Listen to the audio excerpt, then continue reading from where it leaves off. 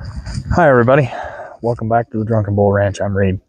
So today, as per normal, I guess, I was gonna take a load to the dump, get rid of all of the garbage from the pig feed and whatnot, and I got that loaded up. You can see that back there in the trailer.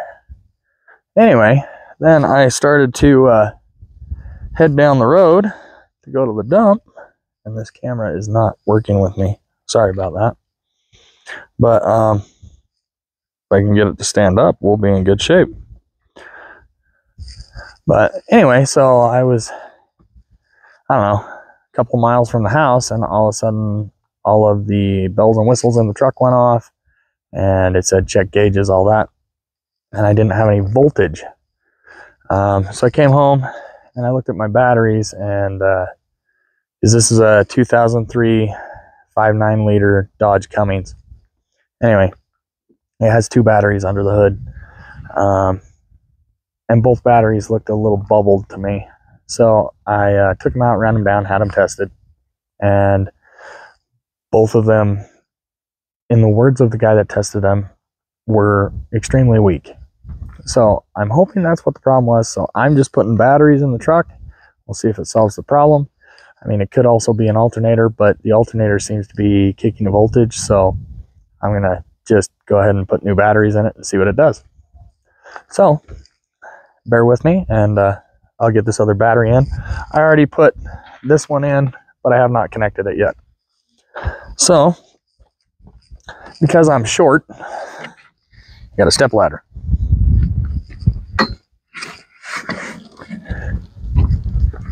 And technically, I'm not short. Well, I guess it depends on how you look at it. But I am about 5'8", 5'9", depending on which shoes I'm wearing. So, yeah. Anyway. So we'll go ahead and get this battery in place.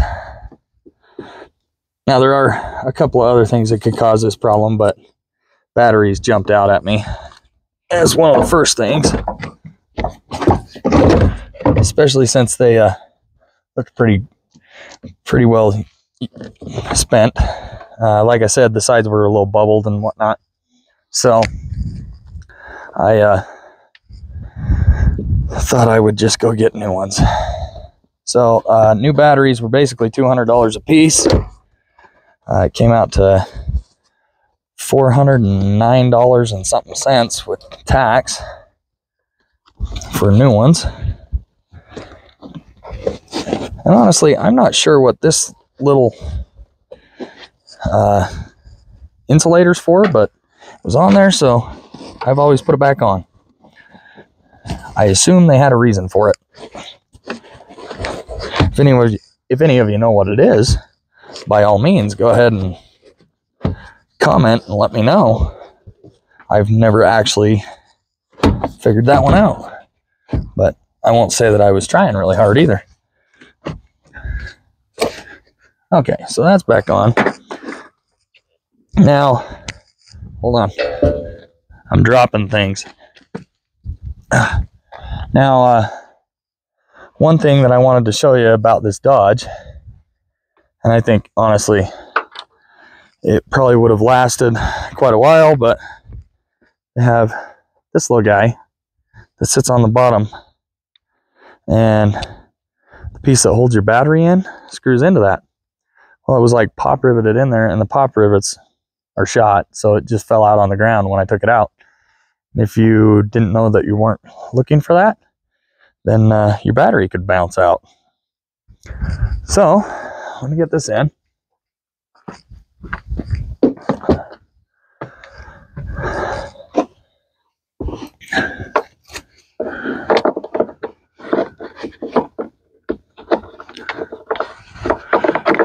We might get it in there.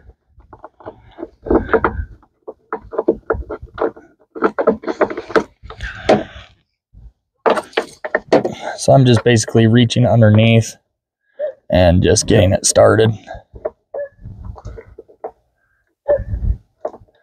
I apologize for the dogs barking. I'm dog sitting for a friend of mine, and His dogs never seem to want to be quiet.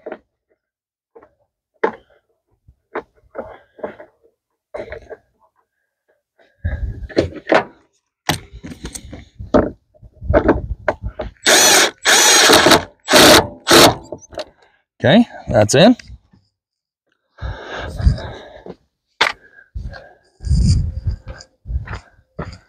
All right, now I will reconnect the terminals. I actually already kind of cleaned these up a little bit, so I think they'll be all right.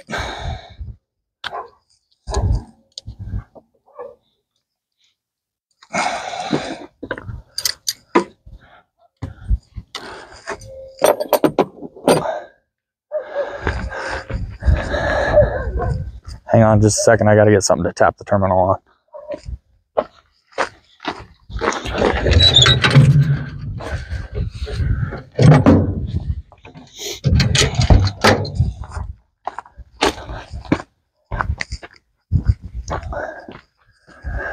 Okay, so when you're doing this, don't just wang on it.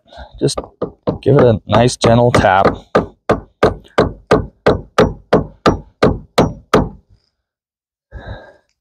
Okay, there we go.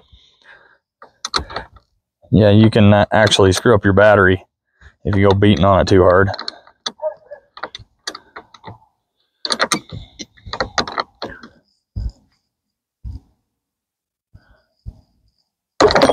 Oh, there we go. Now, on a 2-battery system, you actually will have power on the other side when you get done with this battery, so you need to be careful. And for some reason, they use 2 different size nuts on these things. I think it must have been an aftermarket repair.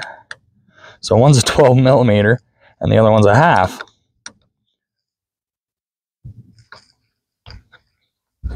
Okay, those are tight.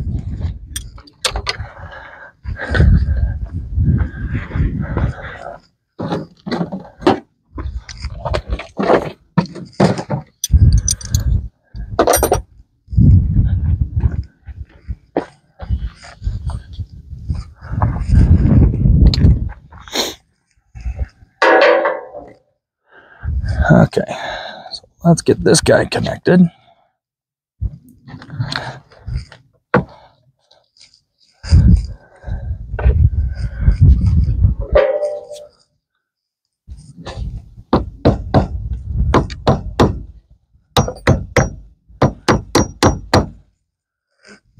Like I said, I just like to snug them up.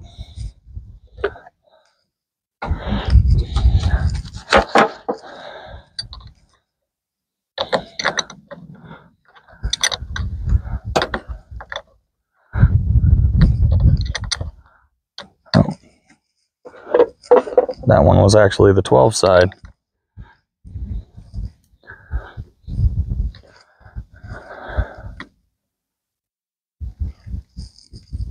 There we go.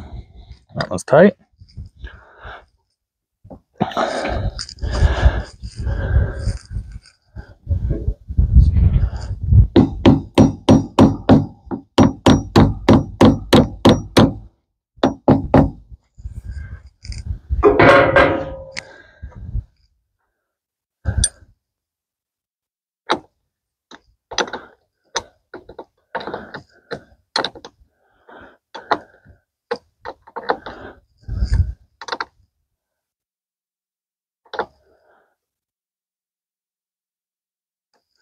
Okay, so what I'm going to do is I'm going to check these previous to turning the truck on, because I want to make sure that my alternator is charging. So I'm going to set my voltage meter to DC.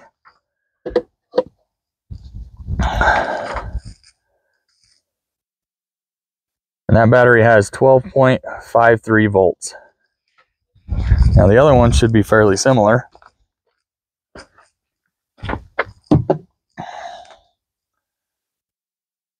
.53 volts. Okay, so let me clear some of this stuff out of the way, just so nothing falls in there. And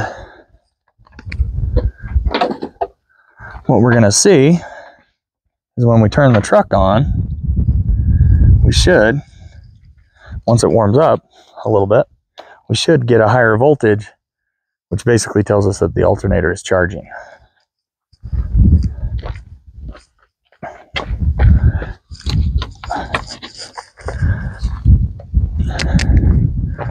Okay, looks like I got everything out of the way, so let me go try this.